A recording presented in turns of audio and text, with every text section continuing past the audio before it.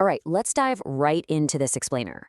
Look, if you're anything like me, you probably wince a little bit every time you pull up to the pump and watch those numbers just spin higher and higher. But here's the good news. According to the data, we don't just have to sit there and accept the sting of high gas prices. Today, we're going to look at how to actually save money on fuel and make these strategies a core part of how you budget daily. We're going to use hard data to completely rethink how we buy our gas and, more importantly, how we burn it. So have you ever heard of hypermiling? It is the extreme gold standard for fuel efficiency. Hypermilers are this dedicated community of drivers who absolutely obsess over getting the maximum possible distance out of every single drop of gas. I'm talking about achieving up to 100 miles per gallon, even in cars that definitely aren't rated for that. Now don't worry, I am not going to tell you to strip all the heavy seats out of your car or drive at a painfully slow crawl on the highway. What we are going to do is take those extreme tactics and scale them down so you can effortlessly apply them to your everyday commute.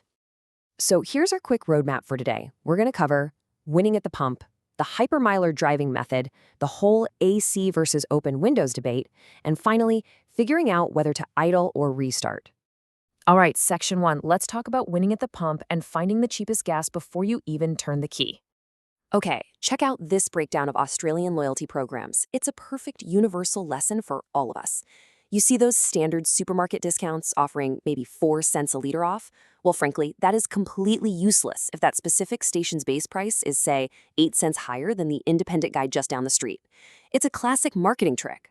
The data shows us that timed or flat rate programs are way more lucrative. Take the 7-Eleven Fuel Lock app, for example.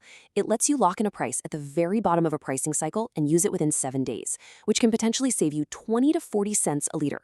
Or Costco. They offer a flat 12 to 25 cents under the market average. You just have to pay the $65 annual membership and, actually have a warehouse on your normal route. So, to make sure you aren't getting fooled by inflated base prices, you really need what I like to call a smart tech stack. Don't just blindly pull into the station with the biggest, flashiest sign. Apps like GasBuddy are a total game changer.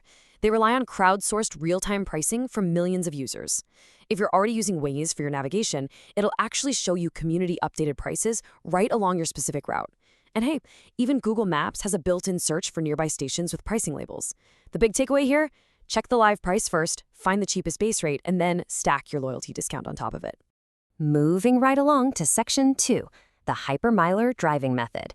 Because once you buy cheap fuel, you gotta burn it efficiently. According to research from Natural Resources Canada, these 3 core eco-driving principles are absolutely gonna stretch your dollar. First up, accelerate gently. The harder you mash that gas pedal, the more fuel you're just dumping straight into the engine.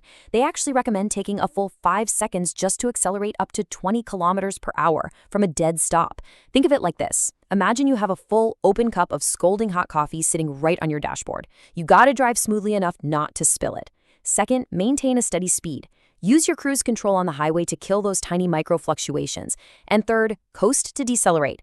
Every single time you slam on the brakes, you are literally wasting the forward momentum you just paid good money for.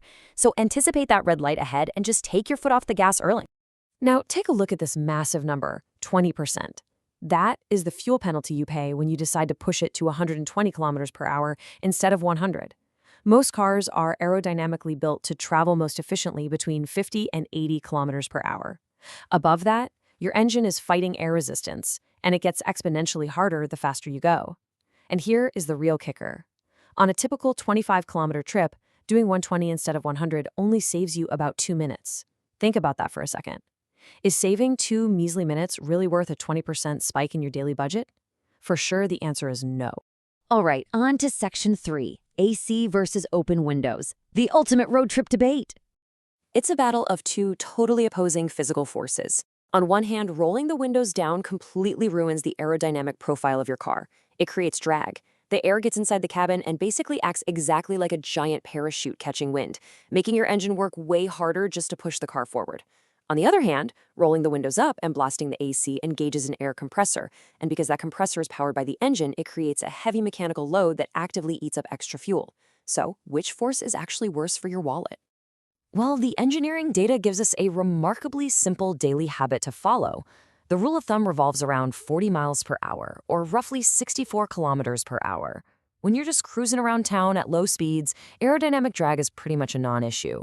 But your engine is producing less overall power, so turning on the AC is a massive burden. So at low speeds, roll those windows down.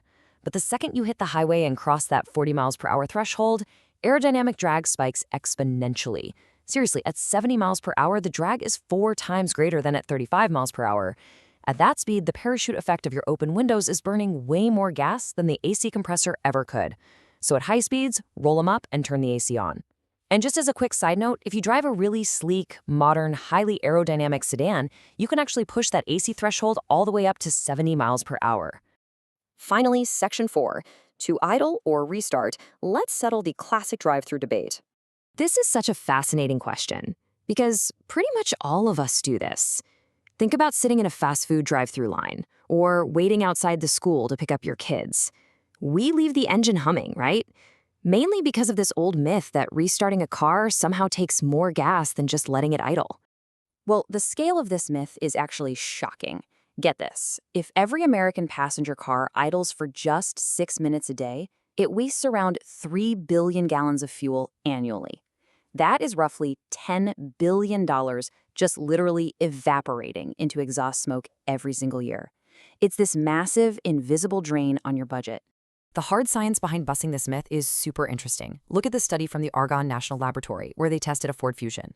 You see that steady line? That represents the continuous slow burn of fuel while the car is just sitting there idling.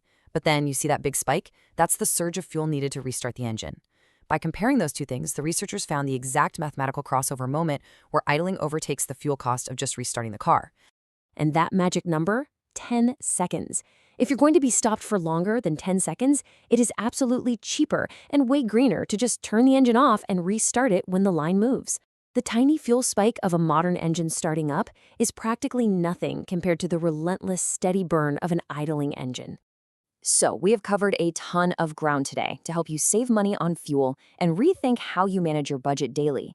From the 40-mile-per-hour AC rule to the 10-second drive-through limit, we've seen how understanding tiny mechanical truths can completely debunk these massive everyday myths. But it really makes you wonder, doesn't it? If we have all been burning billions of dollars based on bad driving advice, what other daily habits are quietly draining our wallets right under our noses?